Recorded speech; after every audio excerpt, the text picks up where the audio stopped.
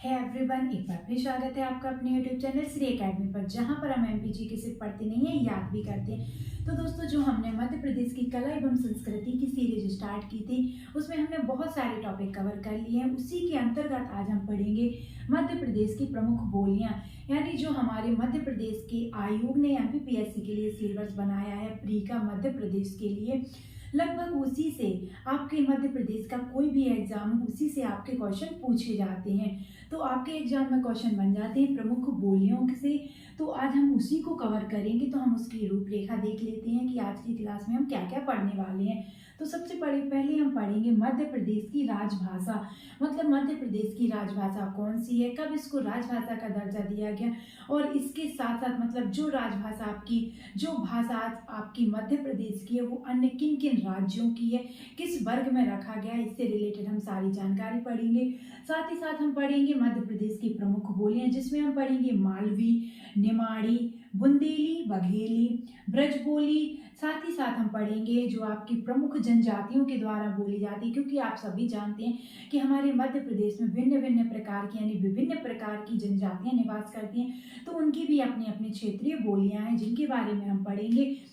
तो हम पढ़ेंगे कोरकू, भीली, गौड़ी, शहरियाई, पंचमहली, जटवारी और कोरवी। इनके अंतर्गत हम क्या क्या पढ़ेंगे? तो इनके अंतर्गत हम पढ़ेंगे कि इन किन किन क्षेत्रों में बोली जाती है, इनका विकास कौन हुआ, साथ ही साथ इनके शब्दकोश को किसने संकलित किया, साथ ही साथ इनके साहित्यकार कौन है, और हम इसके साथ मतलब इनके जो विशेष अन्य तथ्य बनेंगे जो आपके एग्जाम में जिनसे क्वेश्चन बन जाते हैं, तो उनको हम पढ़ेंगे। तो इस क्लास को आपको पूरा देखना है, बिल्कुल भी मिस नहीं करना है। तो चलिए अब हम स्टार्ट करते हैं अपनी आज की क्लास को, जिसमें हम पढ़ेंगे मध्य प्रदेश की राजभाषा। हमने कहा था आपको नोट्स जरूर बनाने हैं, तो आपको नोट्स बनाते चलना। इसमें आप सबसे पहले लिखिए मध्य प्रदेश की राजभाषा। तो हम सभी जानते हैं मध्य प्रदेश की राजभाषा क्या है। मध्य प्रदेश की राजभाषा है हिंदी। आप लिखिए मध्य प्रदेश की राजभाषा क्या है। मध्य प्रदेश की राजभाषा आप लिखिए हिंदी।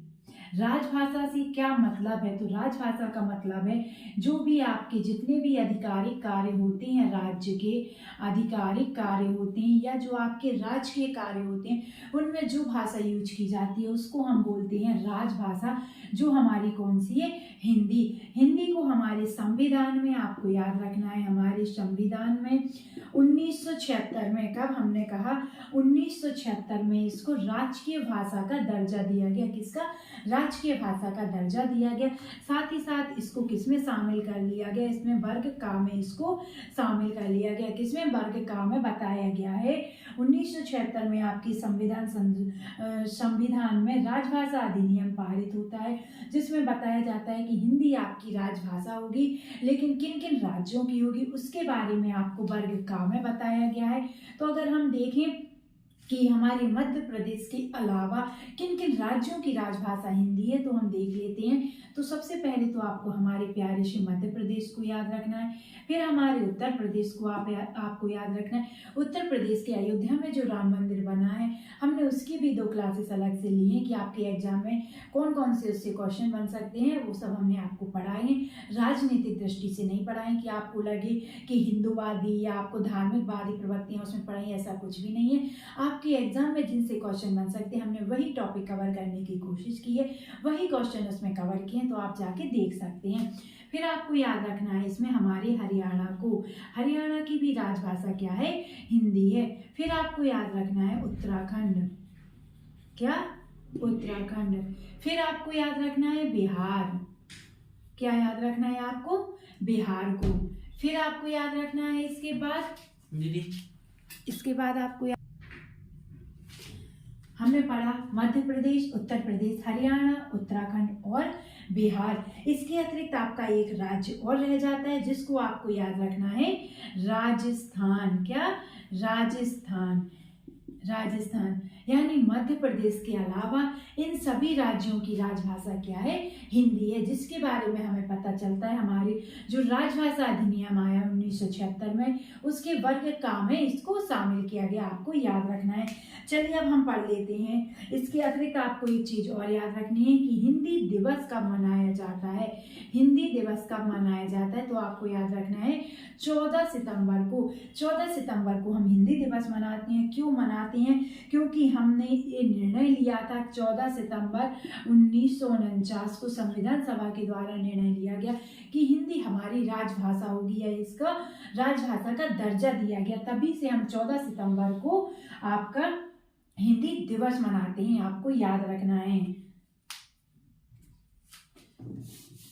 चलिए अब आप अपनी अगली हेडिंग लिख लीजिए, मालवी बोली। क्या? मालवी बोली। ये हमारी क्षेत्रीय बोलियां हैं, तो आपको याद रखना है कि जो मालवा क्षेत्र वहाँ पर आपकी मालवी बोली बोली जाती है। अगर हम जिलों की बात करें कि मालवी बोली किन किन जिलों में बोली जाती है, तो आपको याद रखना है। तो सबसे पहले आप लिखिए मालवी बोली, फिर इसमें लिखिए आप क्षेत्र। हमने कहा इसमें लिखिए आप क्षेत्र। तो क्षेत्र में आप सबसे पहले लिखिए सीहोर, नीमच, रतलाम, मंदसौर, झाबुआ, शाजापुर, उज्जैन, देवास और इंदौर। ये हमारे क्षेत्र हैं जहाँ पर आपकी मालवी बोली बोली जाती है। सीहोर, नीमच, रतलाम, मंदसौर, झाबुआ, शाजापुर, उज्जैन, देवास और इंदौर। अब हम देखते हैं इसका विकास किसके तहत होता है। मालवी बोली का विकास किसके तहत होता है, तो आपको याद रखना है इसका विकास राजस्थानी हिंदी के सौर सैनी अपभ्रंश से आपके विकास से रिलेटेड एग्जाम में क्वेश्चन पूछा गया है। तो आपको याद रखने हैं कि किस बोली का विकास किसके तहत हुआ। तो आपको याद रखना है मालवी बोली का विकास राजस्थानी हिंदी के सौर सैनी अपभ्रंश से हुआ। अगर हम इसके साहित्यकार के बारे में पढ़ें कि हमारी मालवी बोली के साहित्यकार कौन है, तो आपको याद रखना है श्रीनिवास जोशी। क्या? श्रीनिवास जोशी आपको याद रखने हैं। अगली आपको याद रखना है चंद्रशेखर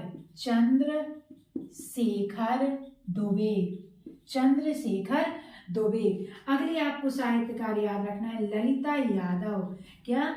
ललिता यादव। अगली साहित्यकार आपको याद रखना है डॉक्टर पूरन सहगल।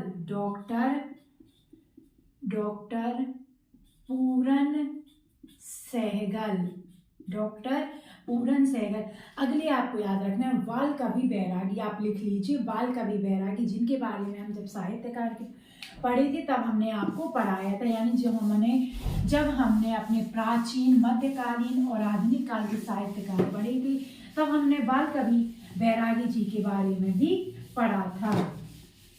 चलिए अब अगला लिखिए इसके बारे में उपबोलियां, यानी आपकी मालवी बोली की कौन कौन सी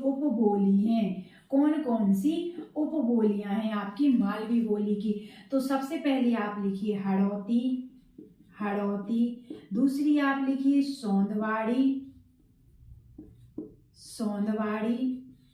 अगली आप लिखिए रजवाड़ी, फिर लिखिए आप दसौरी जिसे दसपुरी भी कहते हैं, फिर लिखिए आप उमठवाड़ी, भीली और भयोरी। उमठवाड़ी, भीली और भोयरी। ये आपकी क्या है? उपबोलियां हैं मालवी बोली की। अगला अगर हम देखें कि इसकी संकलनकर्ता कौन है, मालवी बोली का जो शब्दकोश है उसको किसने संकलित किया, तो आपको याद रखना है प्रहलाद चंद्र जोशी। किसने? प्रहलाद चंद्र जोशी के द्वारा आपकी मालवी बोली का जो शब्दकोश है उसको संकलित किया गया। अगला आपको याद रखना है डॉक्टर की, ये आप विशेष में लिख लेना, डॉक्टर के.एल. हंस ने मालवी बोली को पश्चिमी हिंदी कहा है। मालवी बोली को क्या कहा है? पश्चिमी हिंदी। तो अगर आपके एग्जाम में क्वेश्चन बन जाए जो आपकी पश्चिमी हिंदी है, मालवी बोली को पश्चिमी हिंदी किसने कहा, तो आपको याद रखना है डॉक्टर KL हंस के द्वारा संज्ञा दी गई है। अगली आप बोली लिखिए, अगली बोली आप लिखिए बघेली। बघेली बोली आप लिखिए बघेली। अगली बोली आप लिखिए बघेली। बघेली। तो बघेली बोली में आप लिखिए सबसे पहले क्षेत्र। सबसे पहले आप बघेली बोली में, तो जो हमारा बघेलखंड क्षेत्र है वहां पर आपकी बघेली बोली बोली जाती है। बघेलखंड क्षेत्र के अंतर्गत कौन कौन से जिले आते हैं, तो आपको याद रखना है रीवा, सतना, शहडोल, रीवा, सतना, शहडोल और आपकी उमरिया, यहाँ पर आपकी बघेली बोली बोली जाती है। अगला आपको याद रखना है इसका विकास। तो इसका विकास किसके तहत हुआ, तो आपको याद रखना है इसका विकास होता है अर्धमागधी अपभ्रंश से। अर्धमागधी अपभ्रंश से इसका विकास होता है। जो आपकी बघेली बोली है, बघेली बोली का विकास अर्धमागधी अपभ्रंश के तहत हुआ है, आपको याद रखना है। अगला आपको इसकी साहित्यकार याद रखने हैं। हमारी बघेली बोली के साहित्यकार कौन है, तो आपको याद रखना है श्रीनिवास शुक्ल। हमने मालवी बोली में पढ़ा था श्रीनिवास जोशी, इसमें आपको याद रखना है श्रीनिवास शुक्ल को।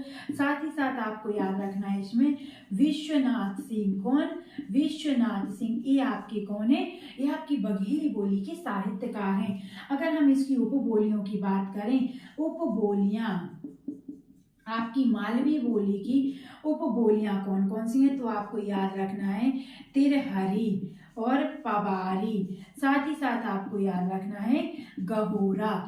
तिरहरी, पवारी, गहोरा, ये आपकी बघेली बोली जो है उसकी उपबोलियां हैं।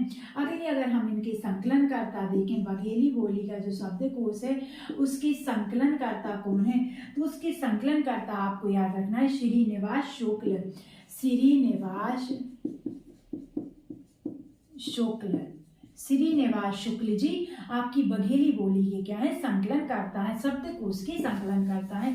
अगली आप हेडिंग लिखिए बुंदेली। अगली बोली आप लिखिए बुंदेली। हमने कहा आप अपनी अगली बोली लिखिए बुंदेली। तो आप समझ ही गए होंगे बुंदेली से, जिस तरह से बघेली बघेलखंड में, उसी तरह से आपकी बुंदेली बोली जो है आपकी बुंदेलखंड क्षेत्र में बोली जाती है, आपको याद रखना है। तो हम लोग अगर क्षेत्र की बात करें तो क्षेत्र में आपको याद रखना है छतरपुर, पन्ना, सागर, दमोह, दतिया, छतरपुर, पन्ना, सागर, दमोह, दतिया, अशोकनगर आपको याद रखने हैं आपकी बुंदेली बोली यहाँ पर बोली जाती है। अगर हम बात करें इसके विकास की अभी जो आपकी बुंदेली बोली है इसके विकास से आपके एग्जाम में क्वेश्चन बना था, तो आपको विकास इसका याद रखना है। इसका विकास होता है पश्चिमी हिंदी के सौर श्रेणी अपभ्रंश से। हमने मालवी के बारे में पढ़ा था राजस्थानी, इसमें आपको याद रखना है पश्चिमी हिंदी की सौर श्रेणी अपभ्रंश से आपकी बुंदेली बोली का विकास होता है। अगर हम देखें इसके साहित्यकार, तो जब हमने साहित्यकार पढ़े थे अपने लोक साहित्यकार, उसमें हमने जागनिक जी के बारे में आपको बहुत अच्छे से पढ़ाया है। तो आपको जागनिक, ईश्वरी आपको याद रखना है, जागनिक, ईश्वरी। इसके साथ आपको याद रखना है गंगाधर व्यास, फिर आपको याद रखना है महेश कटारे।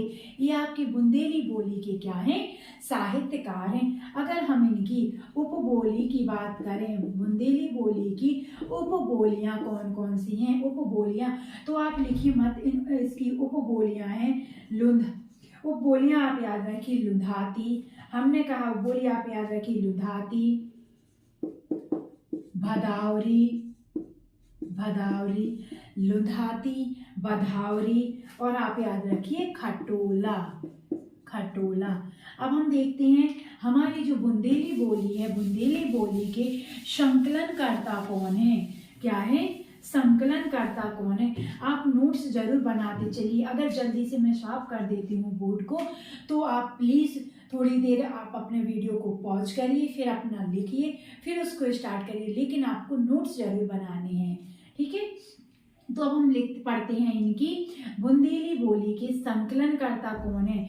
जो आपका शब्दकोश है बुंदेली बोली का, उसको संकलित किसने किया? तो आपको याद रखना है उसके संकलनकर्ता है हमारे महेश कटारे जी। कौन है? महेश कटारे। आपको याद रखना है महेश कटारे। साथ ही साथ आपको याद रखना है जो हमारी बुंदेली बोली है मध्य प्रदेश में सर्वाधिक बोली जाने वाली बोली है। अगर आपके एग्जाम में क्वेश्चन पूछ लिया जाए मध्य प्रदेश की वह कौन सी बोली है जो आपकी पूरे मध्य प्रदेश में, संपूर्ण मध्य प्रदेश में सबसे ज्यादा बोली जाती है, या संपूर्ण मध्य प्रदेश में बोली जाने वाली प्रमुख बोली कौन सी है, या इनमें से कौन सी बोली है? तो आपको याद रखना है हमारी बुंदेली बोली है। कौन सी? बुंदेली आपको याद रखना है। जैसे बुंदेली में क्या कहते हैं? हाउ, जो तो मतलब वर्ल्ड फेमस है हाउ, है ना? तो आपको याद रखना है बुंदेली बोली बोली जाती है। इसका नामकरण किसने किया कि ये बुंदेली बोली है? तो आपको नामकरण याद रखना है जॉर्ज ग्रियर्सन। ग्रियर्सन ने इसका नामकरण किया था।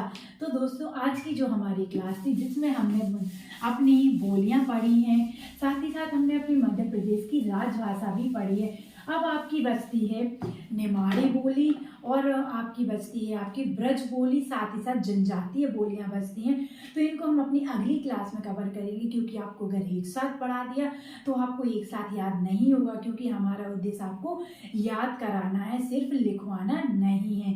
तो आज आपने जो पढ़ा है आज आपको इसको याद कर लेना है। इसके बाद जो आपकी बोलियां रह गई हैं हम उसको अपनी कल की क्लास में पढ़ेंगे। तब तक के लिए आप अपना ध्यान रखिए, स्वस्थ रहिए, खुश रहिए। साथ ही साथ दोस्तों हमने आपके लिए जो आपकी फर्स्ट यूनिट है जिसमें हम पहले मध्य प्रदेश का जीके पढ़ते थे, अब वहाँ पर हम अपनी जो हमारी इंडिया की हिस्ट्री है हम उसको पढ़ने वाले हैं, भारत का इतिहास पढ़ने वाले हैं। तो हमने उसकी भी कुछ क्लासेस स्टार्ट कर दी हैं। इसकी क्लास आपको सुबह दी जाती है, तो अगर आप वो भी पढ़ना चाहते हैं तो प्लीज़ उसको पढ़िए, क्योंकि हम उसको भी बहुत अच्छे से आपके एग्जाम के प्रोस्पेक्टिव व्यू से कवर कर रहे हैं। तो अब आपको इस क्लास को ज़्यादा से ज़्यादा शेयर करना है। अगर क्लास पसंद आई तो इसको लाइक करना है, साथ ही साथ प्यारे प्यारे से कमेंट करने हैं। चलिए मिलते हैं हम अपनी कल की क्लास में। तब तक के लिए आप अपना ध्यान रखिए, स्वस्थ रहिए, खुश रहिए। नमस्कार दोस्तों, बाय बाय।